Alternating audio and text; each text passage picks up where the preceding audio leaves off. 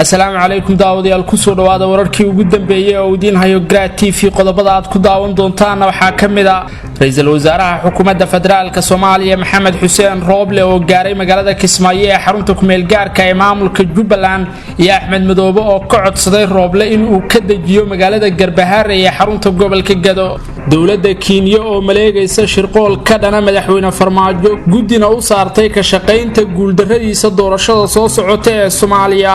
afkii ugu xumaa oo soo kala dhexgalay midowga musharaxiinta iyo madaxweynaha Puntland Saciid Cabdullaahi Dani muxuu salka ku hayaa wararka Gaaray TV aad ku daawan doontaan maxkamadda sare ee Somaliland oo ansixisay natiijada doorashadii golaha wakiilada ee ka qabsoontay deegaanada Somaliland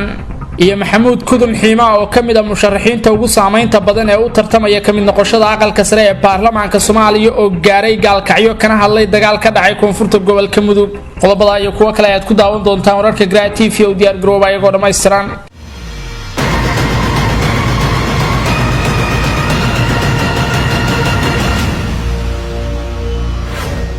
isku soo noqod haboon daawadayaal mar kale waxaad ku soo dhawaataan wararka Gaaray TV oo dhameystiran fadlan daawada hadii ay ku tahay xilliga salaada iska jooji daawashada warka dibna u bilow salaada kadib daawashada warka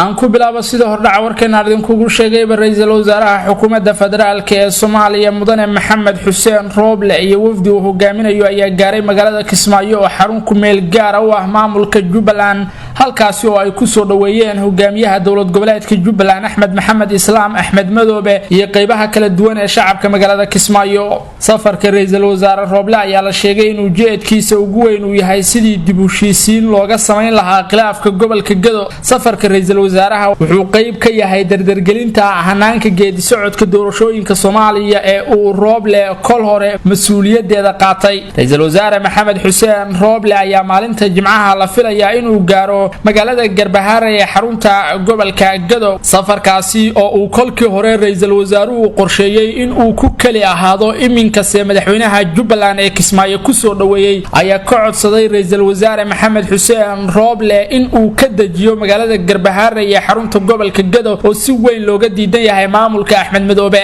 dadka gobolka Gado ayaa muddo dheer waxa ay diidanayeen in Axmed Madoobe uu yahay madaxweynaha Jubbaland iyaga oo taageero u muujiyay dawladda federaalka oo ciidamo ay ka daabushay Muqdisho gobolkaasi ku qabsatay ra'iisul wasaare Maxamed Xuseen Rooble wuxuu sidoo kale dhawaan magacaabay guddiga dib u heshiisiinta gobolka Gado kaasi oo aysan ku jirin xubno ka soo jeeda deegaanada Jubbaland balse ka kala socda afarta maamul goboleed ee Galmudug Hirshabelle Koonfur Galbeed iyo Puntland wuxuu sidoo kale ra'iisul wasaare Maxamed Xuseen Rooble inta uu ku sugan yahay Kismaayo dhagax dhigi doona mashaariic ay dawladda federaalku ka fulinayso magaalada caasimadda ku meel gaarka u ah maamulka Jubbaland ee Kismaayo waa safarkii ugu horeeyay Rooble oo muddo 6 bilood ku siman xafiiska jooga uu ku tago magaalada Kismaayo ra'iisul wasaare Maxamed Xuseen Rooble safarkiisa magaalada Kismaayo waxa ku weeliya xubno ka tirsan golaha wasiirada iyo saraakiil ciidan oo ku jiro taliyaha ciidanka booliska iyadoo oo ay sidoo kale safarka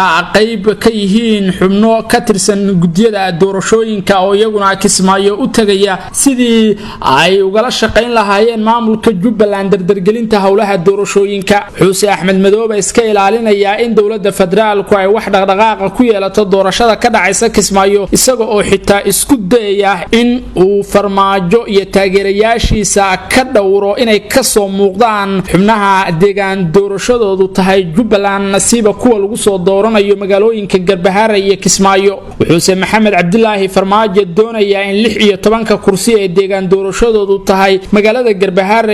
oo dadka degan ay taageersan yihiin madaxweynaha ay noqdaan kuwo isagu uu keensado oo dhankiisa u janjeera boqoshada ra'iisul wasaare Maxamed Xuseen Rooble ee magaalooyinka Kismaayo iyo Garbah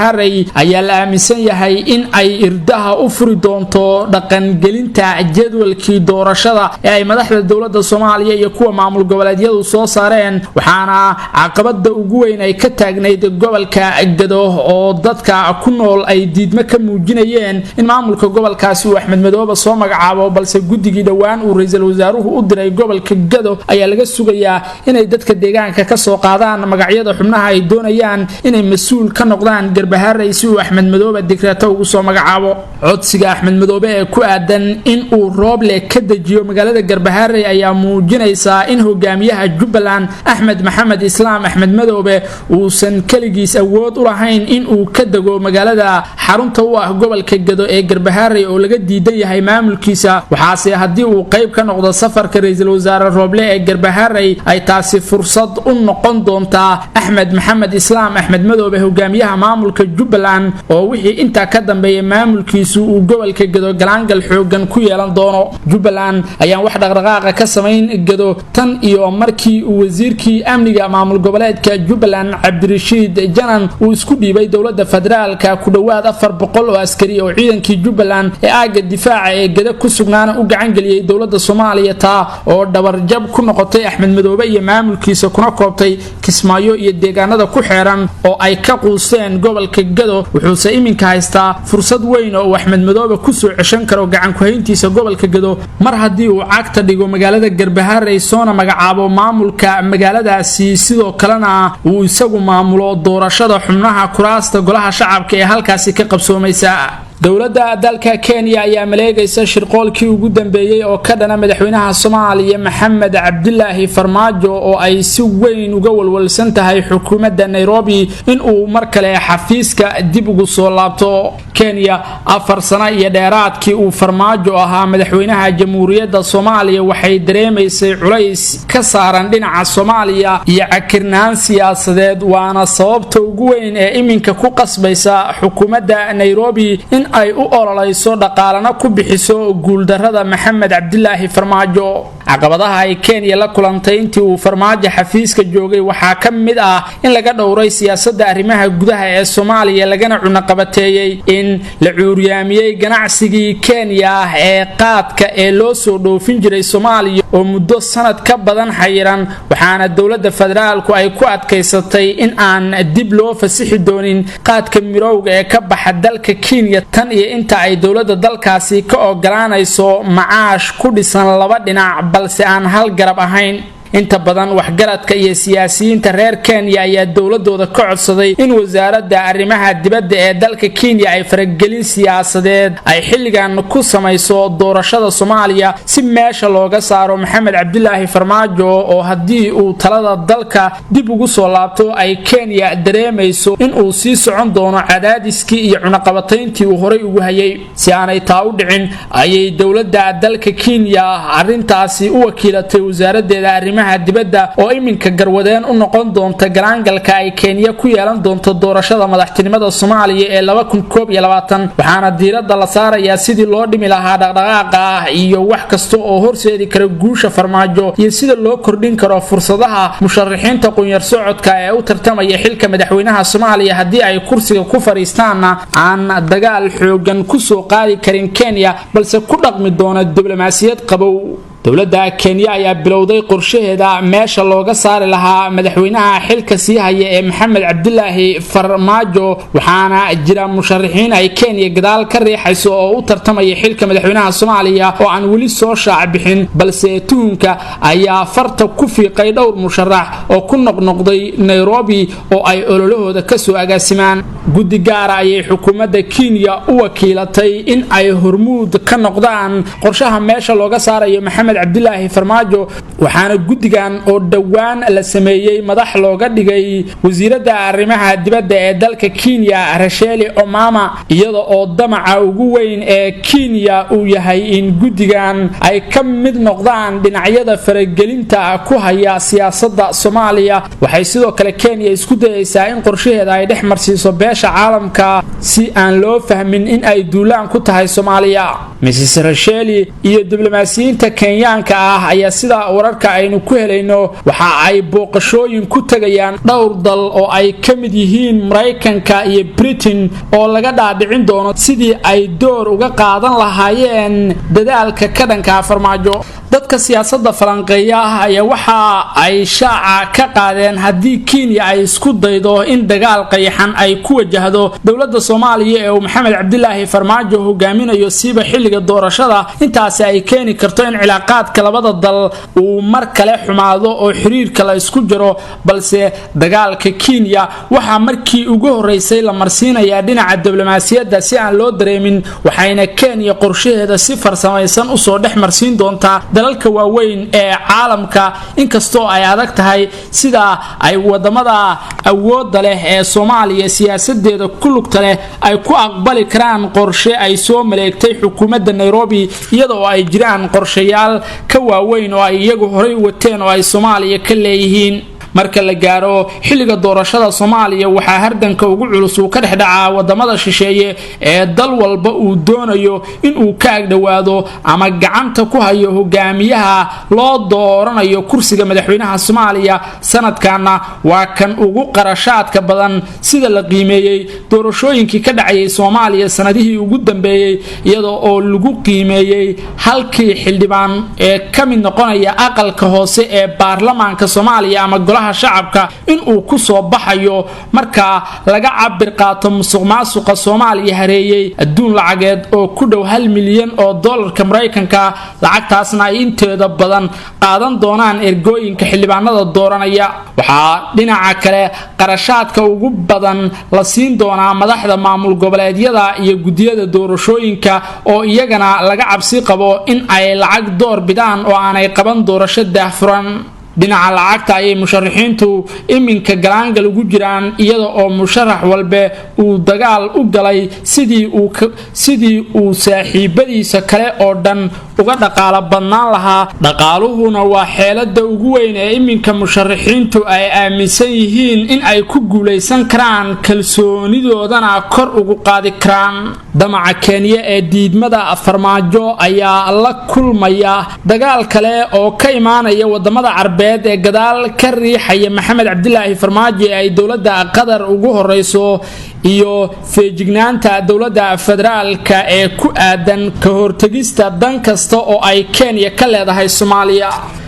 khilaafkii ugu xumaaya soo kala dhexgalay madaxweynaha maamul goboleedka Puntland Siciid Cabdulaahi Dani iyo xubnaha midowga musharaxiinta sida uu Garbah TV ka soo xigtay ila lagu kalsoon yahay oo ka agdhow labada dhinac waxa uu khilaafku ka curtay doorashadii gudoonka gudiga doorashooyinka ee heer federaal ee dhawaan Muqdisho ka qabsoontay oo ay mucaaradku awoodooda isugu geeyeen hal shakhsi sidii uu ugu soo bixi lahaa gudoomiyaha gudiga doorashooyinka heer federaal balse ay ka hiliyeen maamul goboleedyada qaar oo Puntland ay ka mid tahay Puntland ayaa la sheegay in si dadban ay markii ugu horeysay u garab istaagtay shakhsi ay wadato filla Soomaaliya iyada oo qorshaha laga lahaa uu ahaa in ay Puntland iska dabciso cadaadiska kaga imaanaya gobolada Sool iyo Sanaag oo uu ka soo jeedo gudoomiyaha cusub ee gudiga doorashooyinka heer federaal Ciro waxa xubnihii ka socday Puntland ay u codeeyeen labadii wareegba Ciro iyaga oo xeerinaya nidaamka awood qaybsiga qabiilka ee Soomaaliya ee loo yaqaan 4.5 waxaana ay taasi keentay in mucaaradku ay ka caroodaan talaabada ay qaaday xukuumadda Puntland ee uu madaxweyne Dani hogaaminayo markii doorashada lagu soo kala baxay kadib ayay qaar kamid ah musharaxiinta u tartamaya xilka madaxweynaha Soomaaliya ee midowga musharaxiintu la xiriireen madaxweynaha maamulka Puntland oo ay sheegeen in uu qaaday talaabo qaldan oo keeni karta guul darrada dhammaan musharaxiinta garabyada mucaaradka waxay ku eedeeyeen madaxweyne Siciid Cabdulaahi Dani in uu gacan kula shaqeysanayo mucaaradka tan kalena si hoose ugu la shaqeysanayo filla Soomaaliya arrinkaasi oo musharaxiinta qaar ay ku mid laba wajiilanimo ah oo aan lagu wada shaqeyn karin khilaafka ayaa iminka la sheegay khilaafka ayaa iminka sii xoogaystay waxaana ay dhinacyadu ku kala tageen in dhan walba uu awood saaro sidii uu danihiisa gaarka uga shaqeyn lahaa taasi oo dhumin karta meeshana ka saari karta iskaashigii u dhaxeeyay midowga musharaxiinta iyo maamulada Puntland iyo Jubbaland mar haddii Siciid Dani uu garowsaday inuu ololihiisa si gaar ah isagu u guda galo oo uu xitaa dagaal kula jiro midowgii musharaxiinta ee ay muddada dhowrka sano ah difaaca ku wada jireen farmaajana la wada dagaalamayeen Siciid Cabdulaahi Deni oo isagu isla raba sanadkan 2021 inuu ku fariisto kursiga Soomaaliya ugu sareeya ee madaxweynaha ayaa waxa uu qaadayaa talaabooyin kor u qaadaya jaanis kasta oo uu kursiga ugu dhawaan karo wuxuuna isku halaynayaa xubnaha ka soo baxaya Puntland iyo Jubbaland hase yeeshee ku dhawaad 20 musharax oo golaha midowga musharaxiinta ka tirsan oo aan haysan xitaa xildhibaanada hal maamul goboleed ayaa iyagu ku tiirsanaa Puntland iyo Jubbaland iyo Galmudug oo ay dhexdeeda dagaal siyaasadeed ka wadaan waxayse iminka la kulmayaan wax ka bedelan wixii ay saadaalinayeen mar haddii Siciid Deni uu ku soo jeestay si gaar ahna ololihiisa uga shaqeynayo Siciid Deni ayaa haatan safar ku jooga magaalada Nairobi ee caasimadda wadanka Kenya oo ololihiisa ka dardar gelinayo kadib booqasho uu dhawaan ku tagay magaalada Kismaayo waxaana muuqata in lagu kala tagay iskaashigii mucaaradka iyo maamulada Puntland iyo Jubbaland ee ka dhanka ahaa farmaajo oo dhan walba uu iminka u jahaystay ka shaqeynta danihiisa gaarka ah iyo ku guuleysashada doorashada soo socota magaalada Gaalkacyo ee xarunta gobolka Mudug ayaa si weyn loogu soo dhaweeyay mid kamid ah musharaxiinta ugu saameynta badan ee u tartamaya kamid noqoshada golaha aqalka sare ee baarlamaanka Soomaaliya Maxamuud Kudun Ximaa oo maalmihii ugu dambeysay si weyn u dardar gelinayay ololihiisa doorashada musharaxa oo ka soo boqolay magaalada Muqdisho ee caasimadda Soomaaliya ayaa waxa ku soo dhaweeyay garoonka diyaaradaha Oshaaka ee koonfurta magaalada Gaalkacyo saraakiil ciidan iyo qaybaha kala duwan ee bulshada waxaana inta kadib loo galbiyay gudaha magaalada Gaalkacyo oo uu ka bilaabay kulamo lagaga hadlayo xaaladda deegaanka iyo doorkiisa ku aadan ka qayb qaadashada marxaladaha iminka ka jira gobolka Mudug Maxamuud Kudun Ximaa oo warbaahinta la hadlay ayaa waxa uu sheegay inuu u yimid gobolka Mudug sidii uu kaalin uga qaadan lahaa marxaladda uu iminka gobolku ku sugan yahay wuxuu sidoo kale hambalyo u diray ciidanka daraawiishta Galmudug iyo kuwa xooga dalka Soomaaliyeed ee dagaalka kula jira kooxda al-shabaab ee ku sugan koonfurta gobolka Mudug Maxamuud Kudun ayaa sheegay in la joogo waqtigii la iska xoreyn lahaa al-shabaab oo ku xoogan deegaanada koonfurta gobolka Mudug sida Xarardheere iyo aaga Bacadweyne oo saacadihii la soo dhaafay ay ciidamadu kula dagaalamayeen wuxuu ku tilmaamay geesiyaal u baahan garab istaag iyo dhiirigelin ciidanka xooga dalka iyo kuwa daraawiishta Galmudug ee sida xoogan ula dagaalamaya kooxda al-shabaab Maxamuud Kudun ayaa sheegay in uu garab taagan yahay ciidanka iyo cid kasta oo u taagan la dagaalanka kooxda al-shabaab booqashadiisa magaalada Gaalkacyo ayaa ku soo aaday iyada oo 25 bishan la filayo in ay bilaabato doorashada xubnaha aqalka sare ee baarlamaanka Soomaaliya wuxuu u tartamayaa kursiga aqalka sare ee gobolka Mudug oo uu iminka ku fadhiyo Senator Cabdi Xasan Cawaale Qaybdiid kursigan waa kan ugu xiisaha iyo xamaasada badan xubnaha aqalka sare ee deegaan doorashadoodu tahay Galmudug oo 8 xubnood gaaraya ayna dooranayaan baarlamaanka dowlad goboleedka Galmudug waxa taagnaa bilihii la soo dhaafay guux ku aadan in qoorqoor uu doonayo kuraasta qaar in uu shakhsiyaad u xiro waxaase meesha ka saaray tuhunkaasi gudoomiyaha baarlamaanka Galmudug oo sheegay inaan cidna kursi loo xiri karin oo loo wada tartami doono xubnaha u tartamaya aqalka sare waxa baarlamaanka u gudbinaya madaxda maamul goboleedyada ee uu kamid yahay qoorqoor iyada oo ay kursiga aqalka sare ee gobolka Mudug ku hardamayaan aqoonyahan Maxamuud Kudun Ximaa madaxweynihii hore ee Galmudug Axmed Ducaale Geel Xaaf iyo Senator Cabdi Xasan Cawaale Qaybdiid oo iminka kursiga ku fadhiya Maxamuud Kudun Ximaa ayaa si weyn ololihiisa looga dareemay gudaha Soomaaliya iyada oo la wada sugayo doorashada dhawaan fooda nagu soo haysa oo ay ku loolamayaan shakhsiyaad doonaya in ay ka mid noqdaan baarlamaanka soo socda ee Soomaaliya labadiisa aqal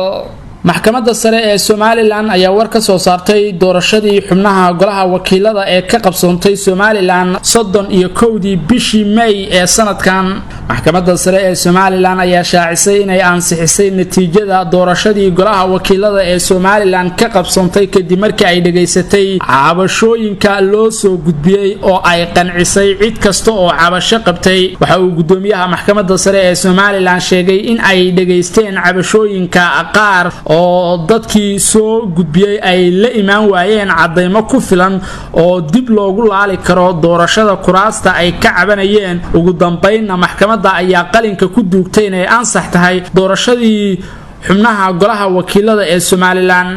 kadib ansixinta waxaa la rajeynayaa in xildhibaanada golaha wakiilada ee Somaliland ay doortaan